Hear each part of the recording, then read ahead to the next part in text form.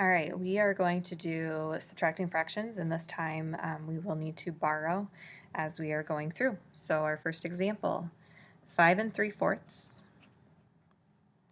minus 2 7/8. Okay, just like we did before, we need to find a common denominator. So looking at this, I could take 4 times something to get to 8. So my common denominator here ends up being 8. I took 8 times 1 to get to 8, so I'm going to take 7 times 1 and it stays 7. So my bottom totally stays the same of 2 7/8. And to get from 4 to 8, I multiplied by 2, so I need to do that to my numerator. 3 times 2 is 6, and my whole number stays the same. Now this is where it gets a little bit different, because looking at my fractions alone, 6/8 minus 7/8, I cannot do that. You cannot look at this and say, oh, 7 minus 6 is 1. You're right, it is, but in subtraction, order matters. So you cannot flip-flop these. You cannot flip-flop your 7 and your 6. That gives you a totally different problem. So my 6/8 minus my 7/8, I cannot do that. So I need to borrow.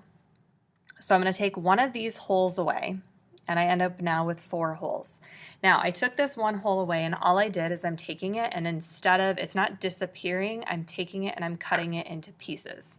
Okay, so figuring out how many pieces we want to cut it into, since this one is already in 8 pieces, I'm going to cut this whole that I borrowed, and I'm going to cut that into 8 pieces.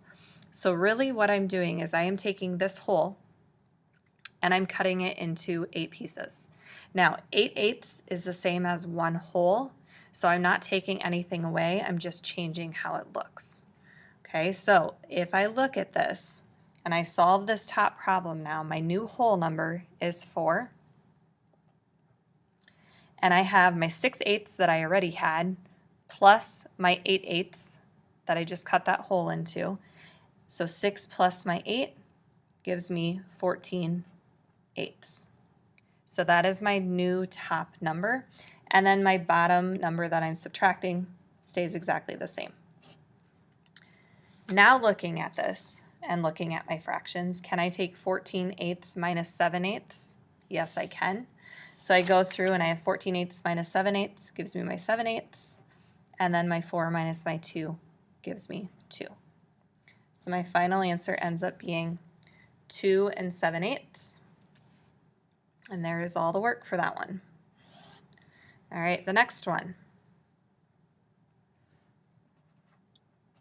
We have 3 1/2 minus 1 2/3. Again, we need to find a common denominator. I cannot take 2 times anything to get to 3, and I cannot take 3 times anything to get to 2, so that means that I need to change both numbers. And like we've done in the past, if you look at your multiplication chart, you will see that 6 is your common denominator for this. And I took 3 times 2, so I need to take 2 times 2, which gives me 4.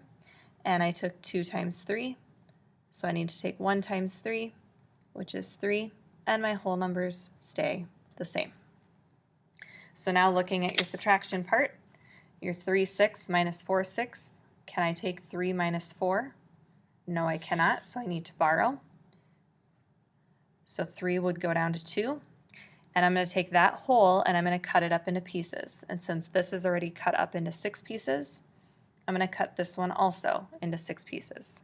And what equals 1? 6/6. So my 6/6 is the one whole that I borrowed from here.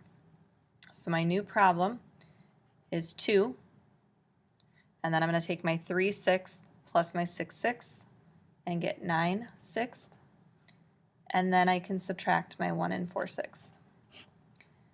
9/6 minus 4/6 is 5/6, and 2 minus 1 is 1.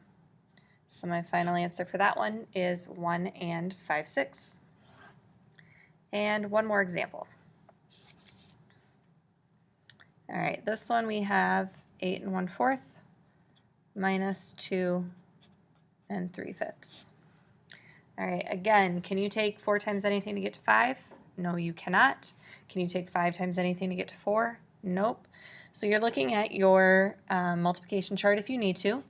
And you will find that your common denominator for this one is 20. So I took 5 times 4, so I'm going to take 3 times 4 to get 12.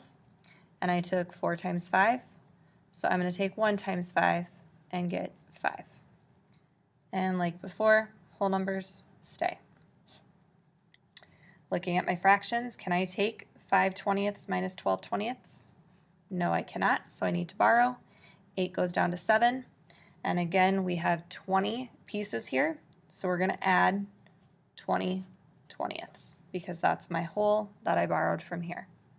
So my new problem there, my 7 is my whole, and 5/20 plus 20/20 gives me 25/20, and then I subtract my 2 and 12/20. 25/20 minus 12/20 gives me 13/20, and my 7 minus 2 gives me 5. I cannot simplify, so my final answer is 5 and 13/20.